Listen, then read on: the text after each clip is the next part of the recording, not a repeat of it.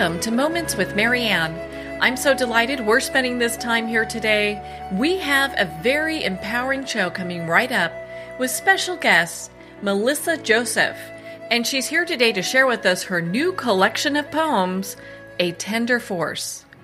Now, Melissa has been an entrepreneur, director of an ESL program, English teacher at a community college, and volunteered at a local hospital and hospice. Melissa is also the author of Moments with Baxter, a best-selling book that shares the life of a therapy dog. So let's welcome to the show, Melissa Joseph. Thank you. Thank you for having me. What a pleasure it is to have you here and to talk about your new book, A Tender Force.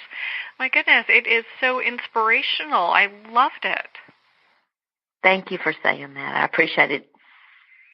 I'm hoping that there are some particular poems that people like yourself could relate to in particular versus kind of at a distance so that you can kind of hold hands with some of the words.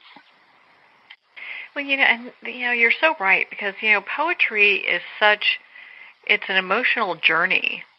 It's a very thought-provoking emotional journey. And I find it, for myself at least, it's much different than if we're just reading a book because it really has you kind of pause and take notice of what's being said in the poetry. Yeah, it's difficult sometimes to interpret it without some kind of story, some backstory that goes along with the poem itself, because all these poems were inspired by a particular moment that preceded the poem itself. Mm-hmm. That kind of brought everything together. Well, before we dive too much into the book, I have to ask you, what was the inspiration for writing this book? Because, your first book, Moments with Baxter, talks about your therapy dog. It was really popular. So what made you decide to start writing poetry? I've actually been writing poetry longer than I've been writing prose. I started writing poetry when I was 6 years old, and I would just write these little ditties, and I knew they weren't anything in particularly special, but they were special to me because it was a moment in time that I was expressing, and I had somewhat of a challenging childhood, like a lot of individuals out there. And so I would write about those challenges, and it helped put it in perspective for me. So the poetry that I wrote became my friend. So it became the pen and the paper really were my best friend. Mm-hmm. And so it came out of darkness, and then out of darkness comes the light onto the papers. Wow, what a beautiful, touching experience that is for you. Does it feel like when you write poetry that you're just kind of in your flow and everything is just coming straight through? Yeah, for instance, at 1:30 a.m. this morning, I got up and wrote 2 poems. They just came out of me from a difficult time that had preceded an experience that I had which was painful. So I wrote about something painful, and it just kind of oozed out of me on paper at 1:30 in the morning. And I wrote it within 5 minutes. And when you find that happens, it just kind of happens at these different times, do you write them down and either go back to sleep or go back to what you were doing? Yeah, I write them down. I get them out of me. I get them on paper. I print them out. I create the document. I save it. And then I go back to sleep. Mm-hmm. It's like something comes up for me, some creative force wells up inside me, and then it has to expel itself. And it does, and then it's over with. And then the poem's over with, and then the feeling's over with, yet I process it while I was writing it.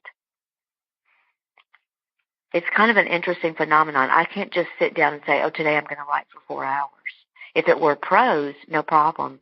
But with poetry, there's no prompt other than what wells up inside me, and that is the prompt, and I never know when it's going to come. Yeah, actually what's going to transpire there.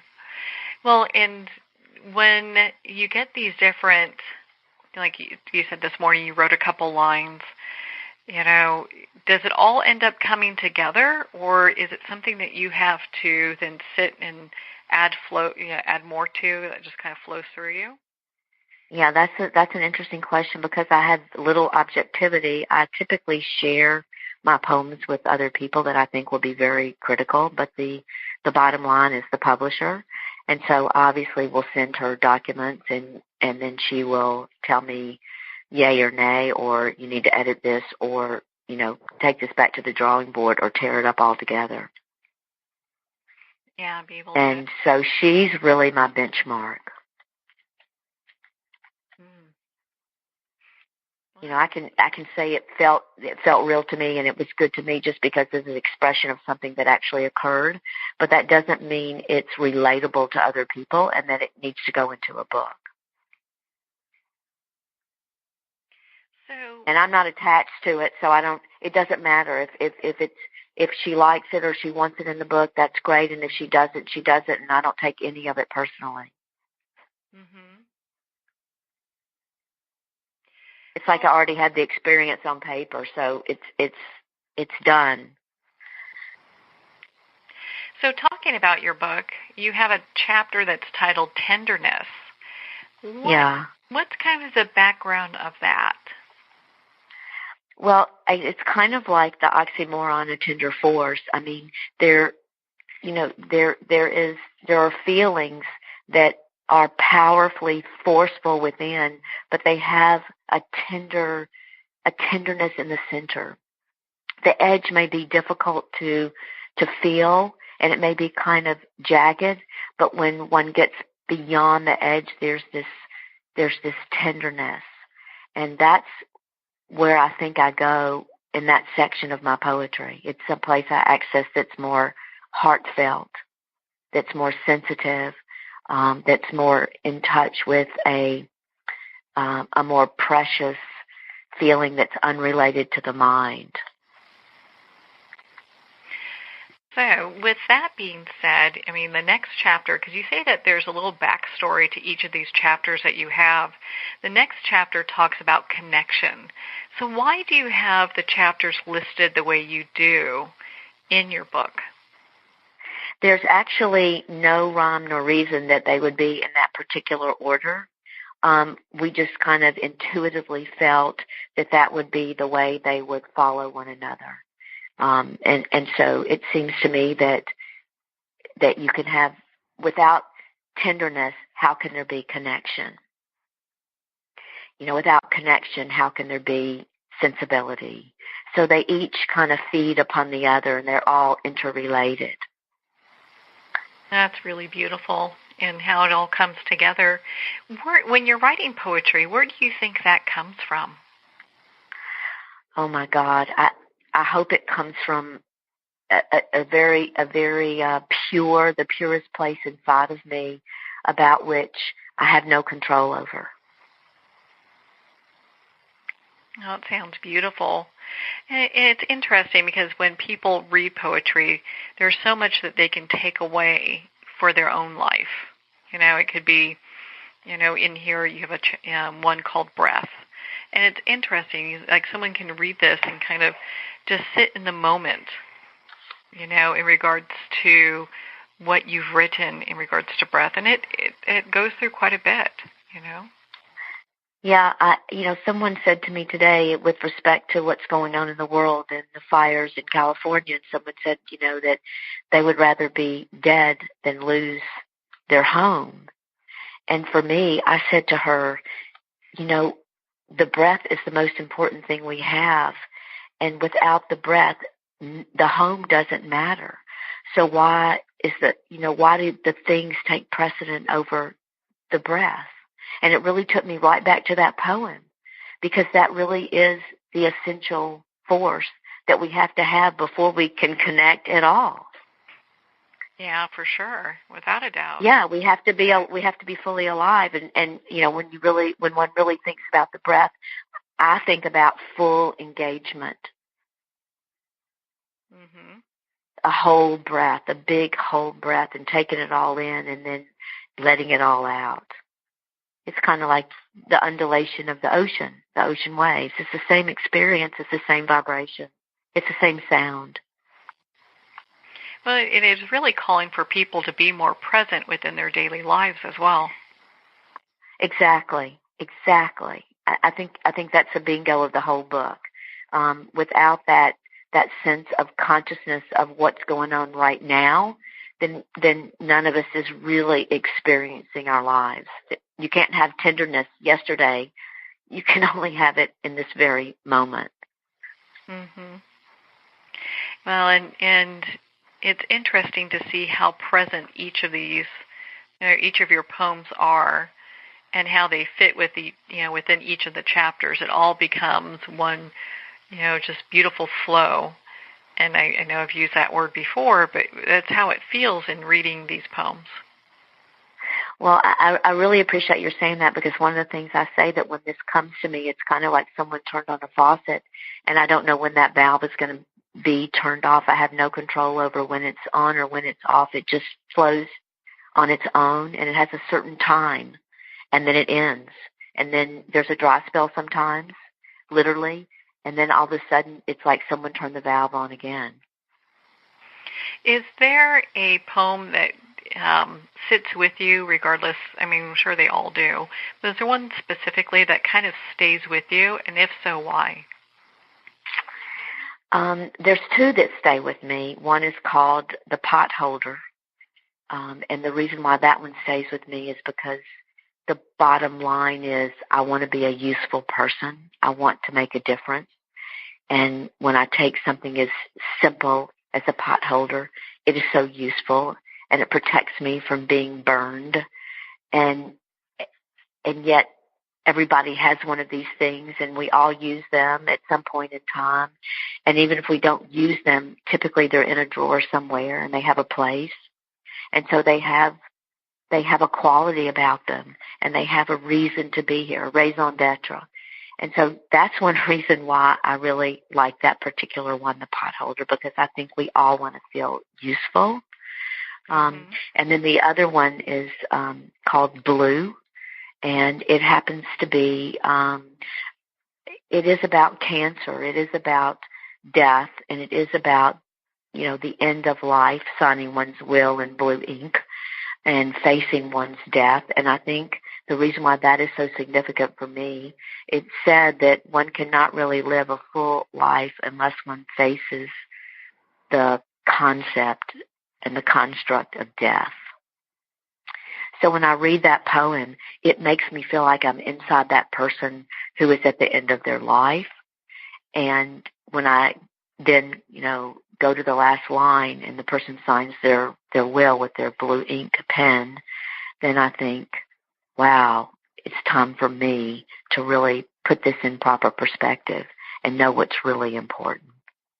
Yeah, what really matters. And it's important to be useful. Yeah. And so those two to me kind of, no pun intended, go hand in hand. And so it's, you have the bluish hand that's dying without the blood, and then you have the pot holder that's holding you from getting burned and turning red. It is interesting to see how they come together. Yeah. So that's kind of, I was just saying, so those are kind of, full circle for me, right? Kind of the useful and then the not useful. How can you be useful when there's no more life in you? Yeah, I mean, it's really interesting. When you got these poems together, and we're talking about the pot holder, and we're talking about Blue, were you thinking of how they really come together in that way, or is this something that was Absolutely not. Absolutely not. Not at all. No, those poems just stand out very strong to me. And when you asked me that question, it was so easy to put them together because I see them as two different colors. I see one as red and I see one as blue, and then I extrapolate that to the world and the partisanship in the world and how we're so segmented and fragmented, and how I want to bring it all together, and how life and death are encapsulated. All those colors have to be all together. Yeah. I mean, they really do kind of, it's so beautiful how the book really does come together that way. it's almost like you pre-planned it when it's kind of hard to imagine that could happen, you know? Yeah, it is hard for me to imagine it, too. I think maybe I just got lucky. I truly believe that life is not random. I have a poem in there about random. I really believe that there's some universal force, and that I think if we pay attention, if all of us pays attention, that there is something very special that happens to us each and every day.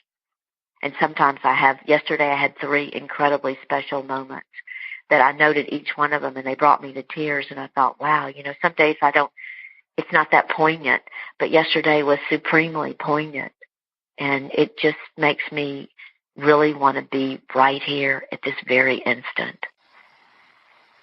Well, and, you have a poem called The Zen Moment. And when you wrote that, what was going through your mind?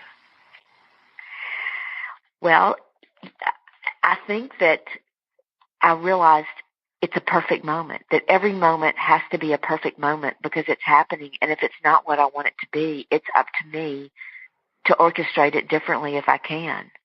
I mean, there's only so much I'm in control of, but I am in control of how I behave and how I treat other people,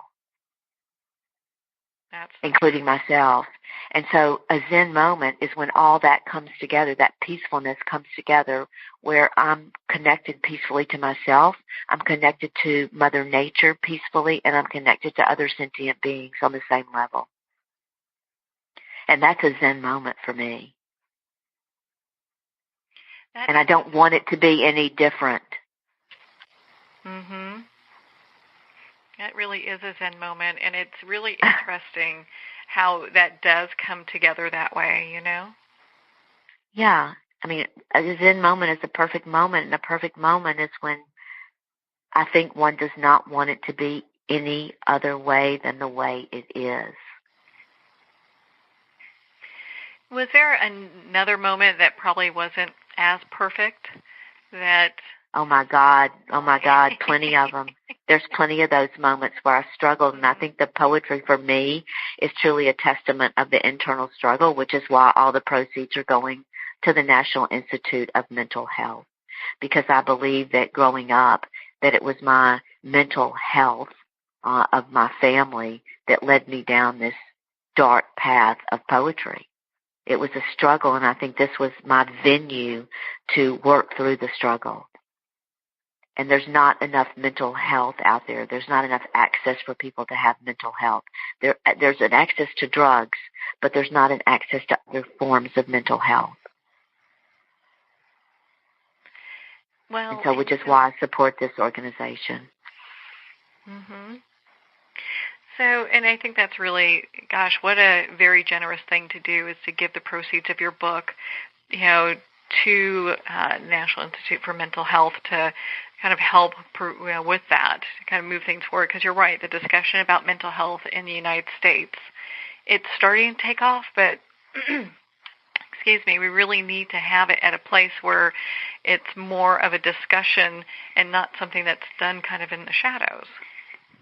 Or treated with medication. It needs to be, the National Institute of Mental Health really does research and how to help people, and they're a stellar charitable institution, and they're a huge research cauldron for information to help people who really are struggling. And so I hope that this poetry book lets people know that there's an answer, and they don't have to be alone, and they're not weird, they're not different, they're just struggling, and it's normal to struggle. Yeah. Well, and it's good to get that kind of feedback, because a lot of times when people are having mental health issues, they think that they're the only ones going through it. Yeah, it's a very lonely experience. And so maybe the book will in some way, mitigate that lonely feeling. Like I said, it will be, maybe the words can be something that people can hold on to in times of despair. And kind of help them through. Because I surely have despaired. Well, I think a lot of people have despaired over the years and at different points in their lives, It's something that none of us are exempt from, because things happen, life happens. Yeah, but it's not something that gets spoken about. It gets something that gets medicated away or cosmetic surgery away or something. There's something that in some way we think we can change the outside to change the inside. Mm. Well, and it's interesting that you point that out, because no matter what kind of external changes we may make, it's still an internal battle. Yeah, exactly. People are quite disappointed when they have a facelift and they are still the same person when they look in the mirror. Mm-hmm. The problem's still there. Yeah, it's not going away because they haven't really. It just looks prettier. It looks prettier and younger and more vibrant. Yeah, it's interesting because happiness, really is an inside job. And when you were writing your book, is that one of the things you wanted the readers to take away from your book? Absolutely. And there is a poem in there that's called the Happiness Recipe. I saw that one. that actually is a good one too. What other things do you want readers to take away from reading your book? I think there's some poems in there that are kind of funny. I want them to realize that in all the suffering there is levity. There's a poem in there called The Casket, about how we dress people up to put them in the ground. And I kind of took it and made fun of the whole experience. And perhaps it would offend some people, but I found it to be, quite enlivening, no pun intended. And so there are some funnies in there and some very simplistic ones. One entitled The Plum, for instance, about just the simplicity of something so delicious and sweet. So there's sweetness in the midst of, there can't be all this tragedy without the sweetness. The duality has to exist. And so within that dark tunnel, there is always somewhere, somehow, some light to get out. Well, isn't that encouraging? And for me, it was words. Yeah.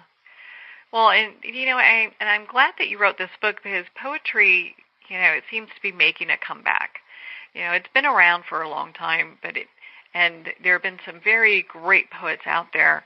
But I think it's such a great way for people to connect with their inner self, to that flow, their soul, whatever you want to call it, that can allow this kind of, beauty to shine. Yeah, and I think it is having a renaissance, but I think for me the biggest challenge in writing poetry is my poetry relatable, or is it too cryptic and too weird that someone will find it so evasive and so far-fetched and so amorphous that they can't attach to it. So I want people to be able to attach to some of my words. That really is my goal. Well, I think that's a beautiful goal to have. And on that note, so we talk about attaching to your words. Where could our listeners go that they could learn more about not just this book, but the other books you've written, and be part of your community? Well, they could go to the website, www.tenderforce.com. They could also go to Amazon, and there's information in there about the bio about me, and there's also information about Moments with Baxter. Mm-hmm. So there was a fabulous article in the New York Daily News that was really very interesting, questions that were posed to me about the book. So those are some of the resources there where people could get more information. Well, why don't you share with us a little bit about a moment with Baxter? Why don't we hear a little bit about that?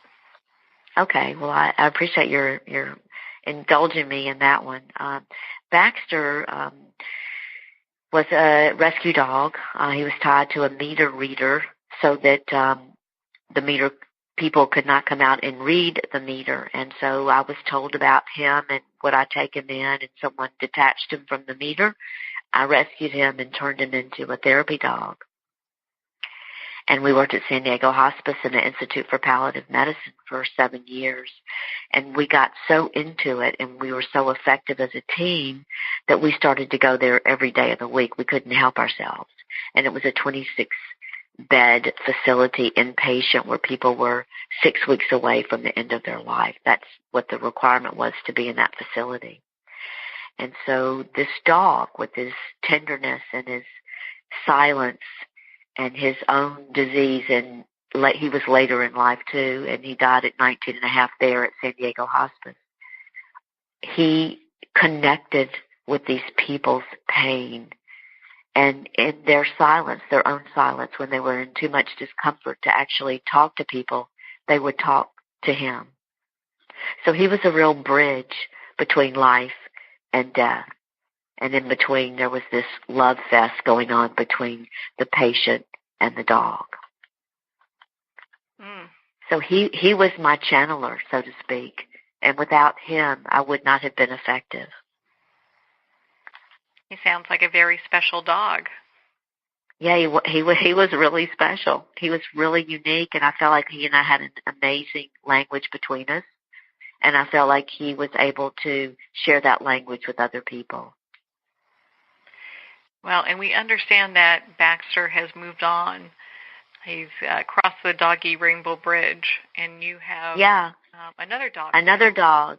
Yeah, and so I think she's Baxter reincarnated.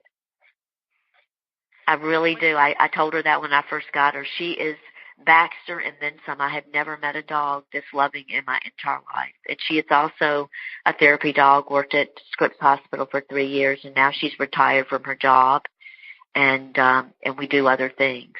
So I'm volunteering in another capacity without her now. So she needed to retire young. Oh. That was her gift. You know, and the gift of your books and the work that you do and have done with your dogs is so amazing. And again, why don't you share your website for our listeners so they know where to connect with you? It's www.atenderforce.com. And on Amazon, all one has to do is put in A Tender Force poems, and they can go to the website on Amazon and find out more information. The bio's there, and Moments with Baxter is there as well.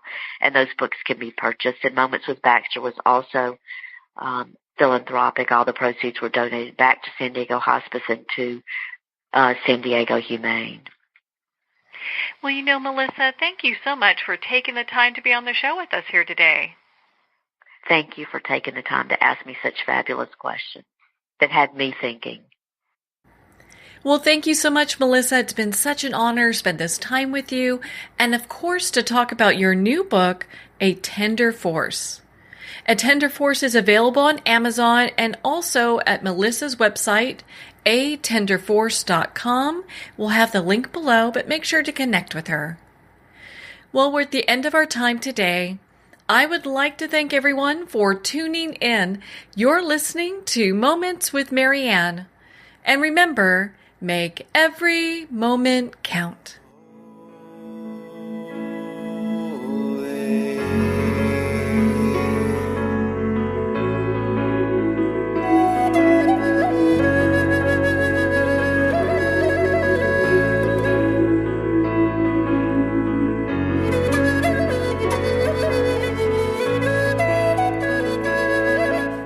In a single moment, your life can change. Moments with Marianne is a transformative hour that covers an endless array of topics with the best of the best. Her guests are leaders in their fields, ranging from inspirational authors, top industry leaders, and business and spiritual entrepreneurs. Each guest is gifted and a true visionary, a recognized leader in her own work, and while teaching others to develop, refocus, and grow, Marianne will bring the best guest and sometimes a special surprise. Don't miss this. You never know just which moment will change your life forever. Moments with Marianne airs every Sunday, Monday, Thursday, and Friday at 8 p.m. Eastern and 5 p.m. Pacific Time. Make sure to tune in and visit momentswithmarianne.com for more information.